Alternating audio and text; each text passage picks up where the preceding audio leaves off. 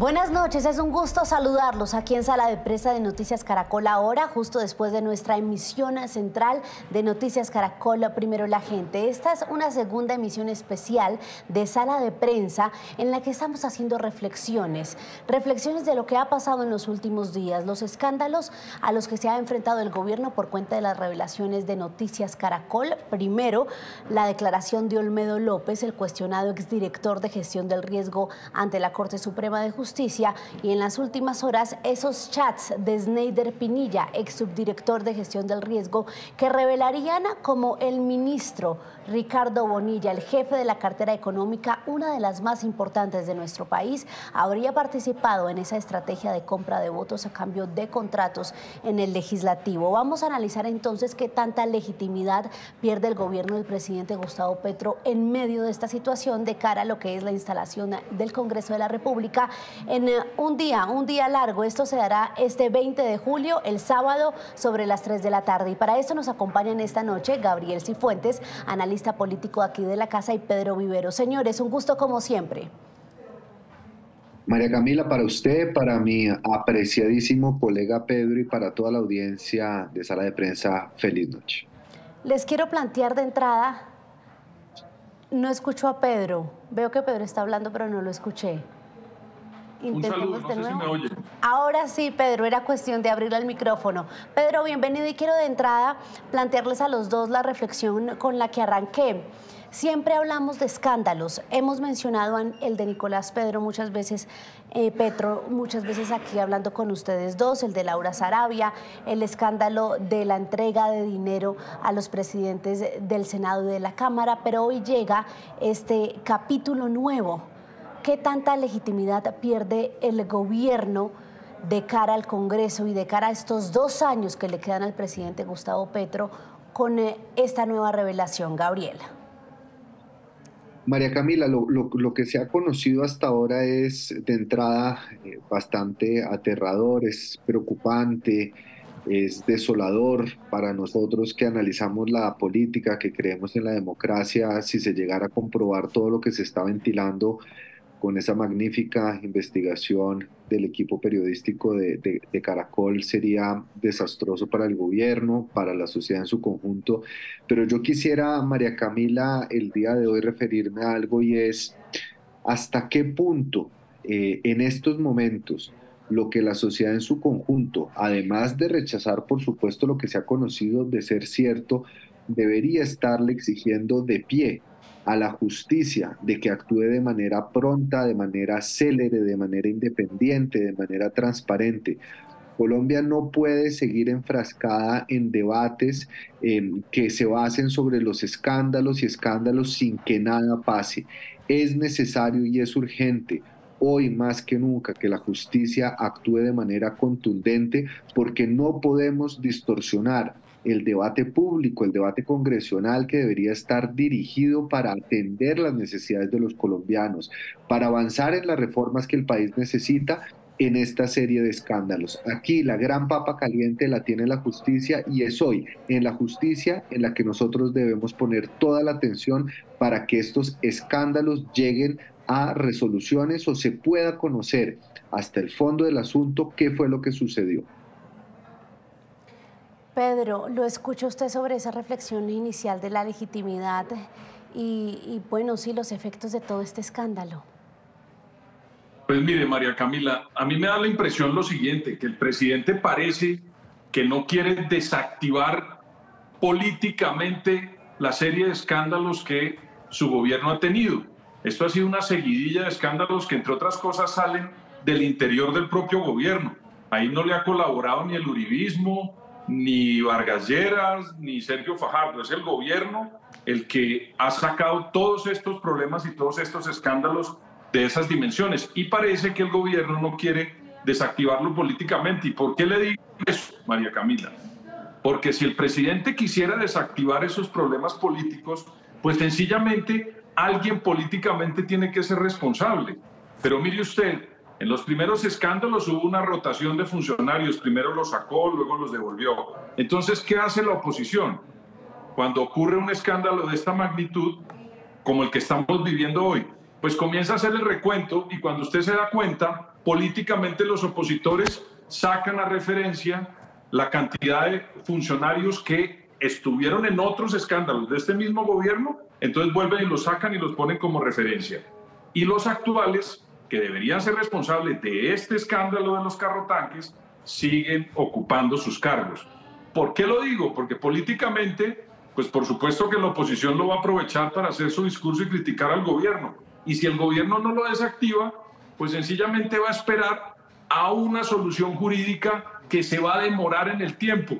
Y mientras tanto, los opositores van a sacar provecho político de esta situación, que le repito, María Camila, el gobierno no ha querido desactivar, sino al contrario, le aumenta la temperatura a la crítica política que permanentemente se le viene por los múltiples escándalos, incluido el que ha sacado Caracol en las últimas 2 semanas con unas pruebas muy fehacientes de lo que está ocurriendo o de lo que ocurrió en la unidad de gestión del riesgo, María Camila. Gabriel, ¿usted coincide con Pedro en que el gobierno no ha querido desactivar los efectos de estos escándalos? Han salido funcionarios como por ejemplo Sandra Ortiz, pero también es cierto que en medio de otros escándalos él ha preferido mantener a sus alfiles ahí quieticos como también una muestra de orgullo político. ¿Sí será que el presidente quiere mantener esto?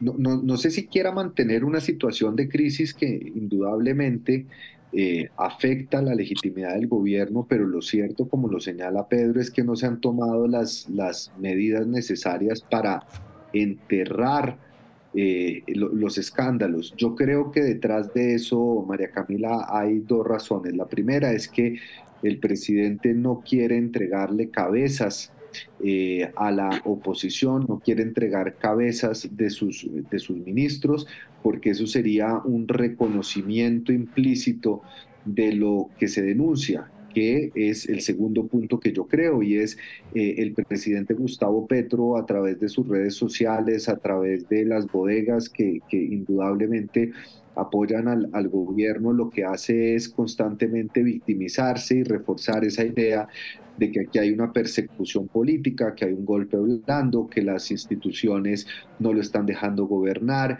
que es momento de lograr cambios estructurales dentro de la sociedad. Entonces él también aprovecha esta serie de crisis para generar un momento político y para afincar mucho más a sus bases que parecen no moverse de la posición de la defensa del gobierno, incluso frente a estos hechos que se han conocido durante los últimos meses.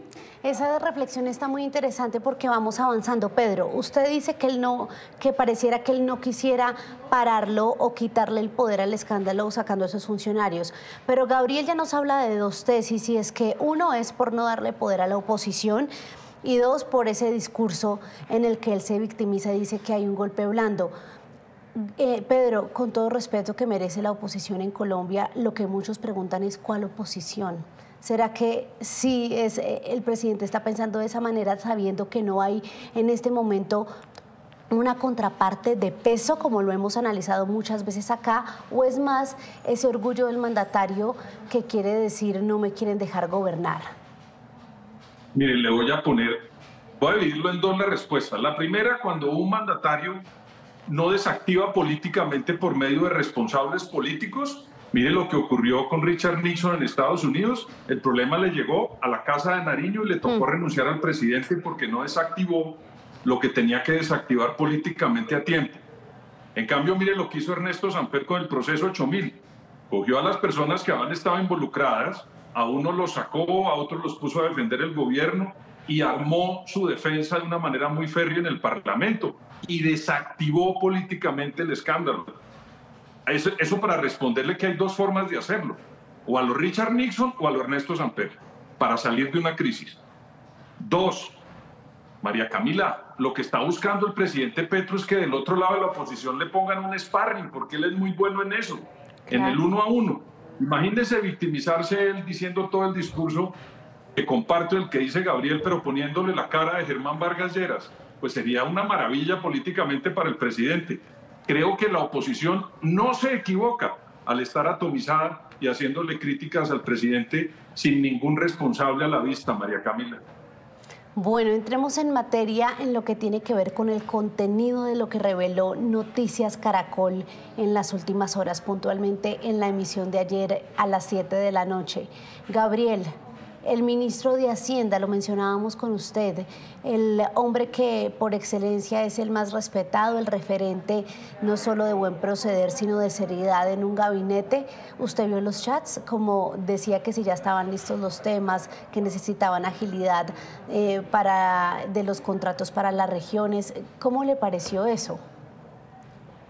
Vea, dos cosas, María Camila. Lo primero, y esto siempre ha sido una posición que usted sabe que yo he mantenido en los diferentes espacios que hemos tenido, creo que las autoridades son las que tienen que determinar efectivamente cuál es el alcance y si efectivamente hay responsabilidades de tipo penal. Digamos, graves que sean las acusaciones, por graves que sean las evidencias que se tienen. No, total, Gabriel. Y yo quiero hacer una salvedad. Si de pronto yo dije algo ya de una acusando al ministro, y lo hablábamos con Pedro Medellín hoy, y es, independientemente de que ahí haya o no una falta penal, es el ministro hablando de esa manera con Sneider Pinilla. Sí, y yo creo que ahí va a haber un efecto, es inevitablemente, es inevitable, María Camila, pensar en la repugnancia que significa la forma de hacer política sobre la base o sobre la supuesta base del clientelismo, de las cuotas parlamentarias. Insisto, esa no es la forma de transformar las prácticas políticas, sino confirmar que siguen estando enquistadas en el poder independientemente del color o de la bandera política. Lo que yo sí creo, María Camila, es que queda muy mal parado el ministro, queda mal parado el gobierno, se le resta no solo legitimidad o se crea ese manto de duda sobre la legitimidad de los procesos legislativos que surgieron con o sin problemas durante la legislatura pasada, sino que también pone en tela de juicio los proyectos de la próxima legislatura. Yo sí creo que va a ser muy difícil para el gobierno en una tercera legislatura, donde después del 25 de julio, después de que se presente la ley del presupuesto nacional, que se pretendía presentar el proyecto de ley de financiamiento, misma expresión que utilizó Duque para referirse a una reforma tributaria, va a ser muy difícil que en esa tercera legislatura los congresistas vayan a votar favorablemente o tan fácilmente sobre la base de este escándalo y sobre la base de que puedan ser, señalados de apoyar al gobierno sobre la base de algún tipo de prebenda. Entonces eso significará no solo para el gobierno en general, sino en particular para los proyectos de Hacienda que podían ser necesarios dadas las estrecheces económicas y fiscales que vive el país, un punto de quiebre en donde va a ser muy difícil y muy embolatada va a estar la reforma tributaria que se estaba pensando para sanar ese hueco fiscal que tiene Colombia en este momento. Pedro, antes de mencionar ese punto del margen de maniobra del ministro ahora con estos escándalos y sus aspiraciones en el Congreso, quiero su reflexión sobre lo que causa no solo para Ricardo Bonilla, sino para el gobierno, que uno vea ese tipo de conversaciones, esos chats y lo que decía Gabriel, darse cuenta de que esa es la manera de operar políticamente de este gobierno. Mire, María Camila, los funcionarios en los gobiernos tienen también que saber en qué momento ellos tienen que dar el paso al costado porque ya están afectando al gobierno. Yo realmente creo que con lo que salió ayer en Caracol, con esas pruebas que mostró Caracol, pues hombre, un ministro debería decirle al presidente, mire, yo no puedo tramitarle a usted una reforma tributaria porque voy a tener muchas dificultades en el Parlamento en materia política. Es algo así, y voy a permitirme utilizar un término, es como si el estallido político que le está ocurriendo al señor presidente Petro y su gobierno termine convirtiéndose en un estallido judicial en su momento, porque no están ayudándole al presidente de la República a desactivar políticamente esa cantidad de denuncias que hay. Y alguien tiene que hacerlo, María Camila.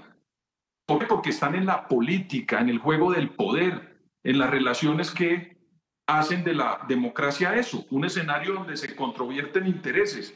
Y resulta que hay unos señores que son funcionarios del presidente pero que están en unos chats y en un estallido político, le repito, de unas dimensiones, en mi opinión, inconmensurables. Porque yo no sé qué pueda pasar el sábado en esas elecciones de esas mesas directivas con esto que está pasando.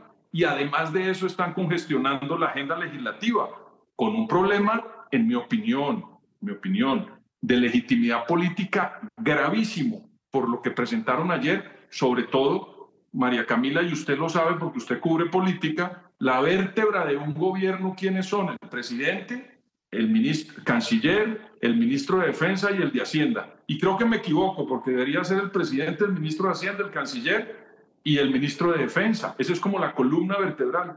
Y aquí vemos la terminología en la que se refiere el señor ministro Bonilla, pues en esas conversaciones, que le repito, debería ser él como funcionario quien debería adelantarse y decirle al presidente, mire, yo con esto sinceramente veo muy difícil que le pueda tramitar proyectos de reforma en el Parlamento, María Camila.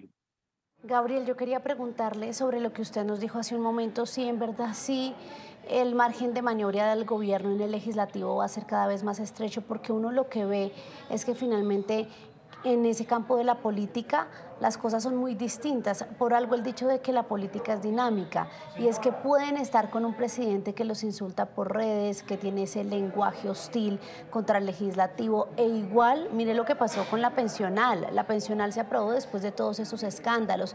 Entonces, sí será, y súmele otra cosa, y es que los cuestionados de recibir los contratos son los congresistas. Entonces son como todos en una misma bolsa que finalmente parece que anda a pesar de todos estos cuestionamientos. Pero María Camila, fíjese que la pensional pasó a trancazos, ¿no? La pensional pasó con una jugadita y probablemente la Corte Constitucional la tumbe. Ya hoy recibió un montón de demandas, pero se le cayó la reforma a la salud. Pasó No concurso pasó nada. remedial, Gabriel. Pasó concurso Ah, remedial, llamábamos en mi época. sí, es decir, tiene matrícula condicional la reforma pensional. Eh, es decir, si uno ve la agenda legislativa propuesta por el gobierno, María Camila, en la primera legislatura, ese paquete de 31 proyectos priorizados, verdaderamente el balance es bastante escueto, a pesar de que aparentemente y supuestamente con lo que se está conociendo se hayan mantenido las prácticas de atención especial a ciertos congresistas. Entonces, yo sí creo que el balance para el gobierno no ha sido bueno, y yo creo, María Camila, además dos cosas. Lo primero es que sí hay unas investigaciones pendientes y entramos en una fase preelectoral donde el código, digamos, político en el Congreso funciona de una manera muy distinta. Entonces, para mí va a ser muy difícil pensar que lo que no pasó en las primeras dos legislaturas vaya a coger fuerza en esta tercera, y que sobre todo con los ojos de la atención pública puestos en todos los congresistas que le vayan a votar favorablemente al gobierno, con la capacidad demostrada de los investigadores periodísticos, que verdaderamente han Sí. sido los que han destapado todos estos escándalos y que van a estar muy atentos a lo que pase, vayan a dar papaya.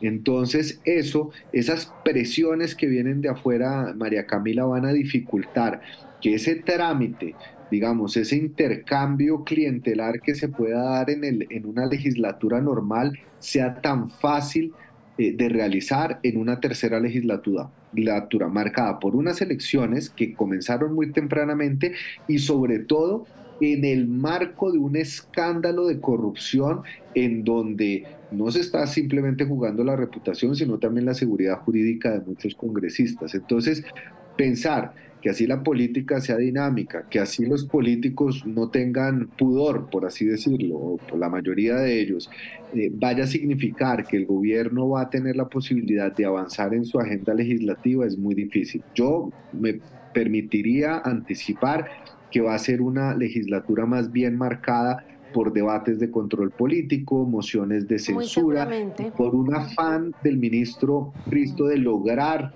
una coalición o un acuerdo nacional no pensado en una constituyente, no pensado en una agenda legislativa, sino pensando en atajar esa derecha extrema que con pasos agigantados se va trazando camino para el 26.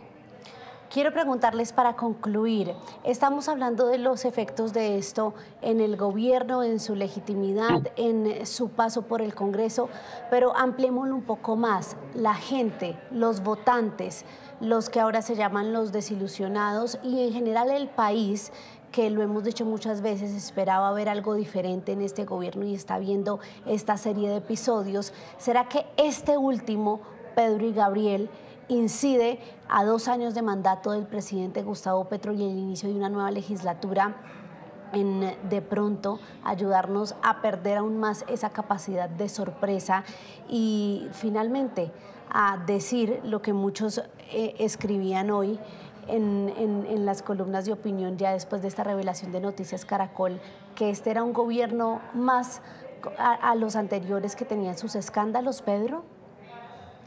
Pues mire, María Camila, a mí esa respuesta de mucha gente que dice que como todos los gobiernos anteriores hacían esto, pues este también hace lo mismo, me parece muy peligrosa. Y muy peligrosa con la democracia.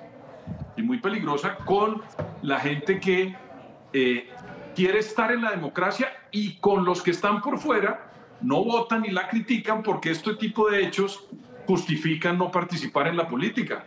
Entonces, al contrario de estar expandiendo la democracia, lo que vamos a terminar es restringiéndola a un grupo de personas que con este tipo de escándalos pues se interesan más porque allá hay un grupo de gente que hace eso y se convirtieron en unos mercaderes de este tipo de actividades, dejando de lado a las personas que, pues por supuesto, por este tipo de ejemplos, terminan descreyendo de la política.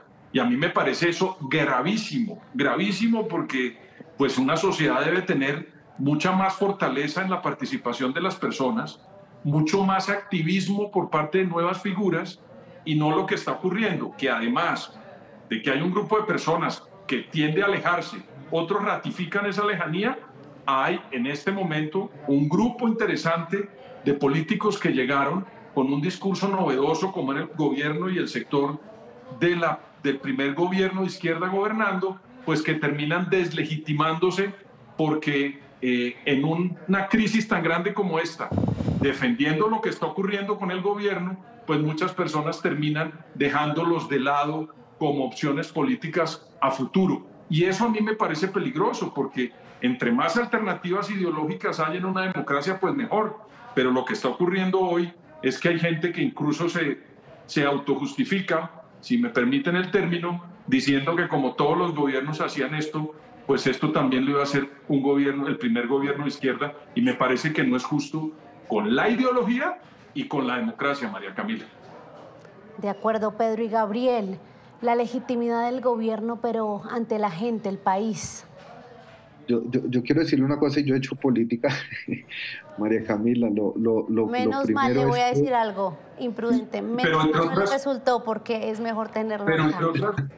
Pero entre otras, yo no voté por Gabriel, pero hace buena política. Yo no voté, pero hace buena política. Quiero decir abiertamente. Vea, la mitad de la gente no vota en Colombia. Así que esa indignación generalizada se traduce a un 50% de los electores. Y de ese 50% de los electores, en un mismo elector confluyen muchos electores. Está el elector de opinión, que vota conscientemente frente a un gobierno de un presidente, pero ese mismo elector puede estar votando por un senador o por un representante de viejas prácticas. ¿Hace cuánto, María Camila? Y yo no soy ni tan joven ni tan viejo, pero desde que tengo uso de razón, siempre ha habido desconfianza, descontento con el Congreso de la República y siempre terminan eligiendo a los mismos. Entonces, a mí esa decepción que siente el pueblo colombiano no creo que se vaya a traducir necesariamente en la transformación de las prácticas políticas, porque esas prácticas políticas están enquistadas. Ese voto de opinión es un 5% del electorado. Yo creo que sí va a marcar una diferencia en el debate público y en la consolidación del tema de discusión política que se va a llevar en el 2026 y probablemente en las elecciones presidenciales va a poder marcar una posición u otra.